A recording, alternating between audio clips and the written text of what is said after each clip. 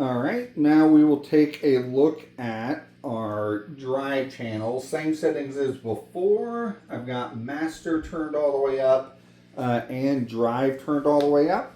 Again, give you an idea at 5 on the guitar, both kind of a gentle, more aggressive pick attack, and the same at full volume. So here we go.